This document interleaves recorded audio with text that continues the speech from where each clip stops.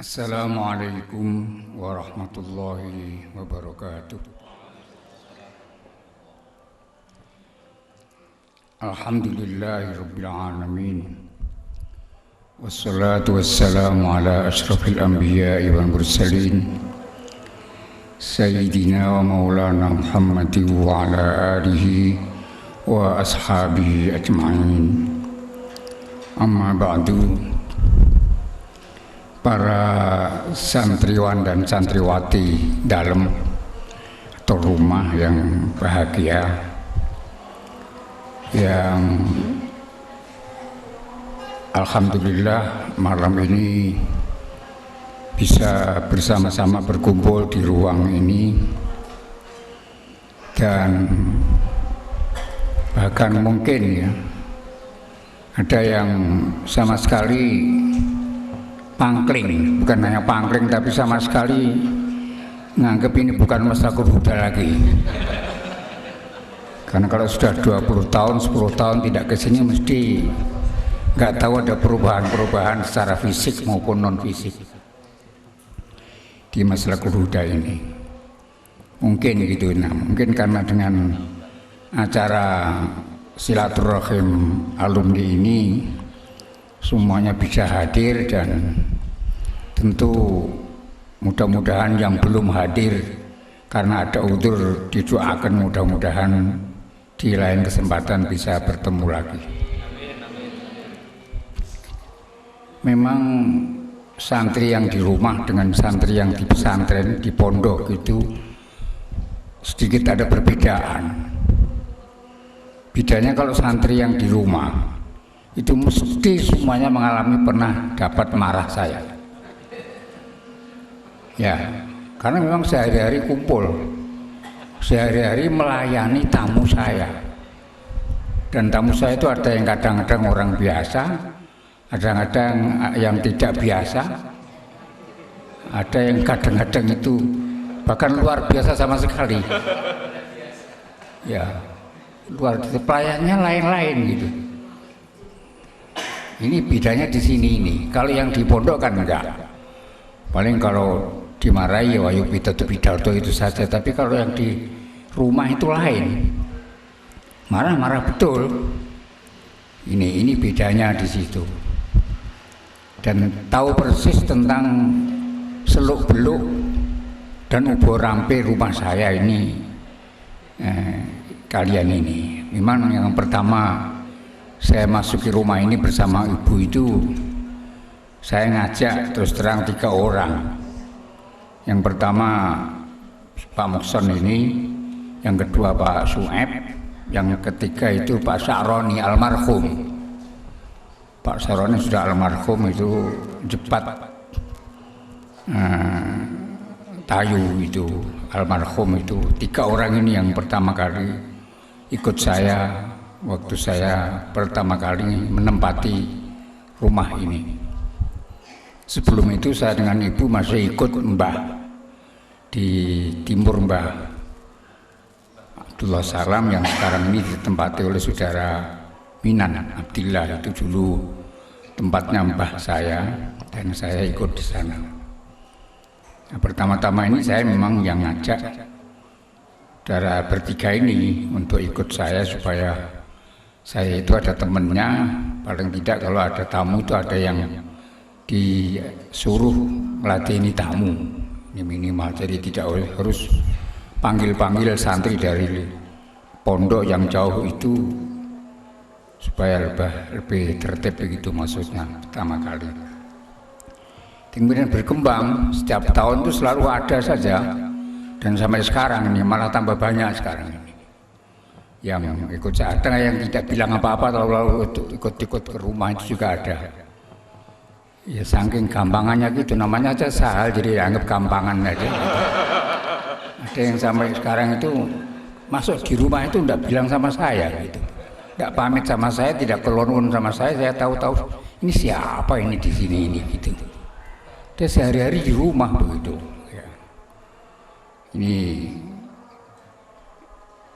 Yang kedua yang perlu saya ingin sampaikan di samping itu tadi adalah merupakan kenyataan yang kita alami bersama selama kalian mengikuti saya di rumah. Dan sekarang tentu berbeda gitu, karena sekarang ini aktivitas saya berbeda dengan waktu dulu.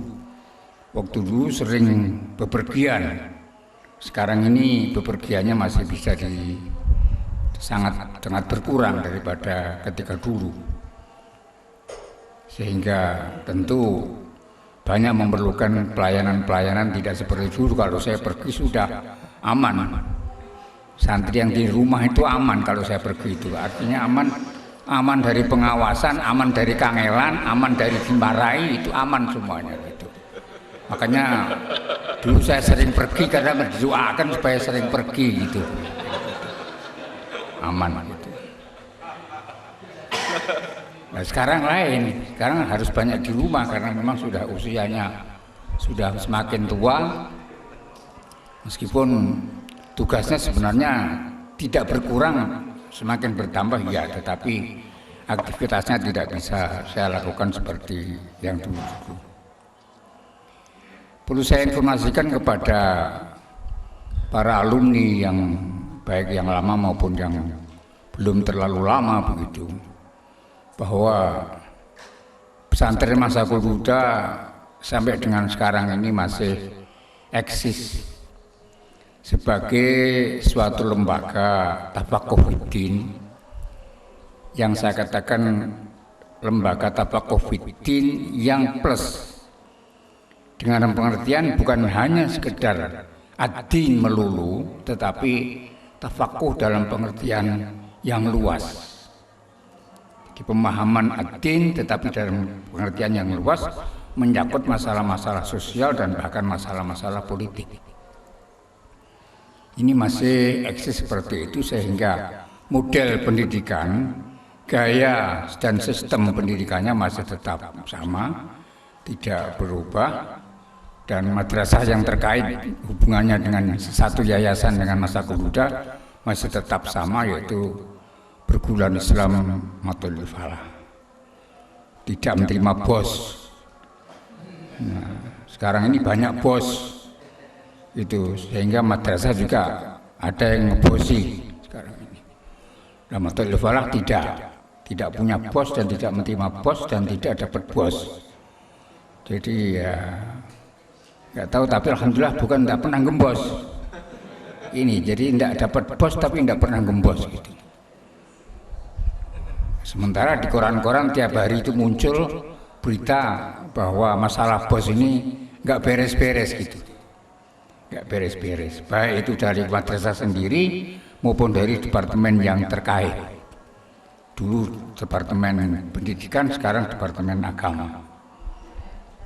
Saya ikuti meskipun saya tidak menerima. Masakul Huda dan Matul Falah tidak menerima bos, tapi saya selalu mengikuti karena ingin tahu perkembangan teman-teman yang pada menerima bos. Jadi sampai sekarang masih tetap eksis seperti itu dan tidak ada perubahan-perubahan, meskipun karena perjalanan waktu dan perjalanan proses globalisasi ini tetap menuntut perubahan. Di sana sini juga ada penyesuaian-penyesuaian, bukan perubahan-perubahan. Ini yang saya maksudkan. Kita memang sadar bahwa proses globalisasi ini satu hal yang tidak bisa kita tolak. Boleh dikatakan suatu keniscayaan yang pasti akan berlalu dan pasti akan tiba saatnya. Dan dampak daripada itu adalah keterbukaan, sehingga tidak ada batas antar wilayah, sehingga perambahan budaya itu tidak ada batas, tidak ada seleksi, tidak ada alangan dan rintangan. Semuanya berjalan sedemikian rupa sehingga dirasa atau tidak dirasa, disadari atau tidak disadari, akan dan bahkan sudah terjadi namanya perubahan dan namanya akulturasi budaya. Terjadi satu percampuran budaya. Bahkan mungkin ada yang berubah sama sekali, budayanya berubah sama sekali. Dari budaya lokal menjadi budaya internasional berubah sama sekali juga ada. Ini disadari, dan oleh karena itu satu hal yang saya ingin pesankan kepada kalian dalam rangka menghadapi arus seperti ini yang pasti merupakan satu keniscayaan dan keharusan yang pasti akan terjadi dan akan tiba pada saatnya nanti. Saya berharap kalian hendaknya selalu menggunakan pesan para ulama pendahulu kita, yaitu untuk menimbangkan seluruh kegiatan dan apapun yang terjadi itu dengan pertimbangan syariah. Wazin bizinatis syar'i. Ini kata ulama. Ini ada wazin bizinatis syar'i. Pertimbangkanlah dengan pertimbangan syariat. Apapun. Jadi, apa yang kamu hadapi, apa yang kamu laksanakan, apa yang kalian alami, itu semuanya harus dipertimbangkan dengan pertimbangan syariah. Ma'ajazahu syari'atu famdi. Apapun yang diperkenankan oleh syariat silakan. Tapi wamanahahu ya fantahi. Yang dilarang oleh syariat kita jauhi. Ini sehingga kita sendiri mempunyai satu standar. Sebab kalau perubahan-perubahan seperti ini yang selalu cepat sekali dan sangat drastis terjadinya perubahan ini, kita tidak mempunyai standar baku, maka yang terjadi adalah gulung koming, istilah Jawanya. Nanti orang mengikuti perubahan akhirnya jadi bingung, tidak punya prinsip, tidak punya pedoman, tidak punya standar. Nah, oleh karena itu perlu ada standar. Apa standar hidup di dalam mengarungi kehidupan dan pergaulan maupun menghadapi berbagai macam aspek kehidupan ini adalah zinatus syar'i. Pertimbangan syariat ini penting sekali, sehingga dengan demikian pada abad apapun, pada zaman perubahan apapun, kalian tetap masih berada di atas rel syariat. Ini yang penting. Ini yang penting. Dan ini selalu saya tekankan, meskipun ini dianggap kuno, silahkan saja. Silahkan, ini dianggap kuno, dianggap sudah tidak laku, silahkan. Tetapi saya tetap, yang tidak punya ini berarti orang tidak punya standar, berarti orang tidak punya prinsip. Ini harus kita amalkan. Sehingga oleh karena itu, insya Allah kalian akan menjadi manusia-manusia yang selamat fid din, selamat fid dunya, dan mudah-mudahan seterusnya selamat fil akhirah. Karena Anda selalu menggunakan zinatus syar'i, pertimbangan syariat dalam segala macam aspek kehidupan yang Anda alami, kalian alami, atau kalian ketahui dan kalian hadapi. Apa saja. Dan tidak mengurangi kegiatan-kegiatan yang lain, dan tidak mengurangi pergaulan-pergaulan dan berhubungan-berhubungan yang lain, dan komunikasi yang lain tidak dikurangi, tapi masih punya prinsip. Ini barangkali yang perlu saya sampaikan kepada kalian. Saya ajak hal seperti ini karena saya merasa ada orang-orang yang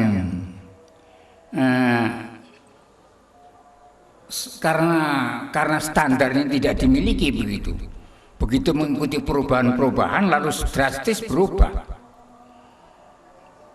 Jadi yang penting itu perilaku, bukan pakaian, perilaku.